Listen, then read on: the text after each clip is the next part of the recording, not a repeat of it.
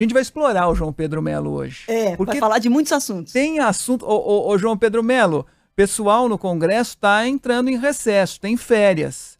Mas deixaram um monte de assunto aí para você hoje, ó. Tem sessão de vetos, tem esse tal de orçamento ultra secreto, tem a promulgação da PEC dos benefícios. Fica à vontade, João Pedro. Por onde você quer começar, hein?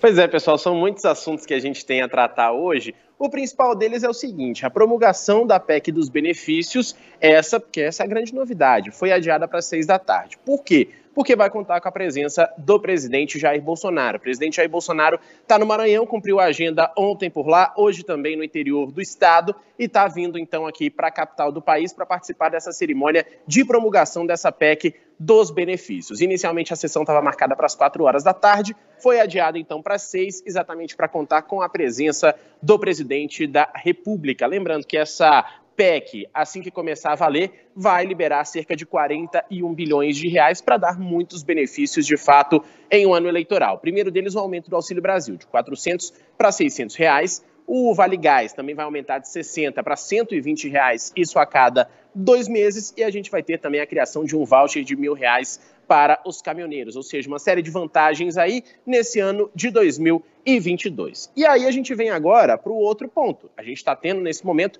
a sessão de vetos do Congresso Nacional, que é praticamente o encerramento dos trabalhos aqui no Legislativo. O que tem de novidade nessa sessão? A grande novidade é que praticamente os vetos mais importantes foram deixados aí para o mês de agosto. O único veto que vai ser analisado hoje e que estava aí trancando a pauta, né, é o veto do ICMS, que previa a compensação para os estados que perderam a arrecadação com aquele projeto que foi aprovado no mês passado, de limitar 17% ou 18% a alíquota do ICMS. Com isso, então, qual que é a ideia do Congresso Nacional?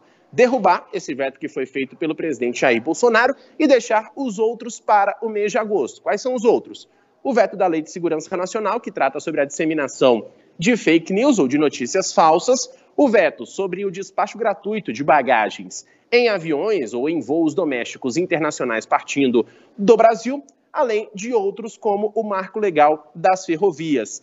Esses devem ficar para o mês de agosto, para a sessão que será marcada pelo presidente do Congresso Nacional, logo para a primeira semana de trabalho após o recesso. Ou seja, muitas questões acontecendo aqui nesse último dia de trabalhos no Legislativo. E aí a gente tem também essa questão do orçamento super secreto, né, que foi aprovada aí, se a gente pode dizer, no apagar das luzes no Congresso Nacional. É isso. E aí foi aquele bololô, né? Porque todo mundo focado na PEC dos benefícios. E de mansinho foram lá e aprovaram. E teve proposta que foi votada sem nem ter sido lida direito no Congresso, né?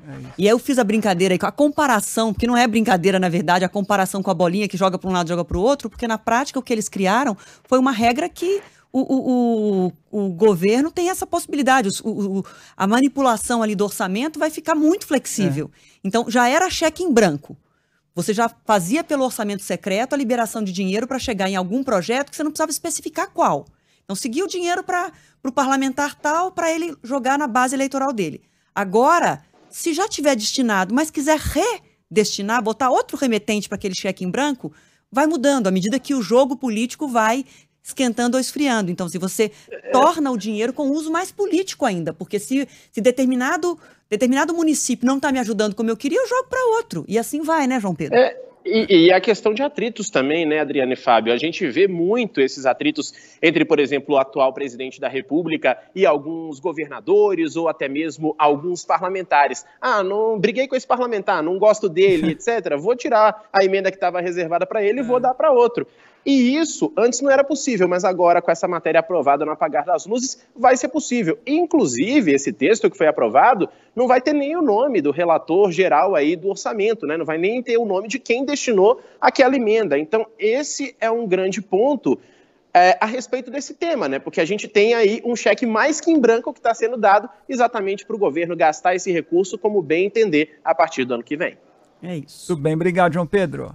Obrigada, Valeu, João Pedro. queridos, um grande abraço. Para você também, obrigada. E aí os parlamentares entram em férias depois dessa sessão aí de vetos, fica o restante para agosto, como o João Pedro informou, e agosto é o início da campanha eleitoral no Brasil. É o calendário oficial do início da campanha, que é uma campanha presidencial curta, Então, os candidatos a deputados, os candidatos a governadores e os candidatos a presidente vão estar envolvidos num processo que vai ser muito curto em comparação com outros períodos eleitorais no Brasil. E aí a gente vai só ver a campanha terminar depois das eleições, porque não vai ter mais tempo para mais nada, para mudar mais nada e para discutir mais nada.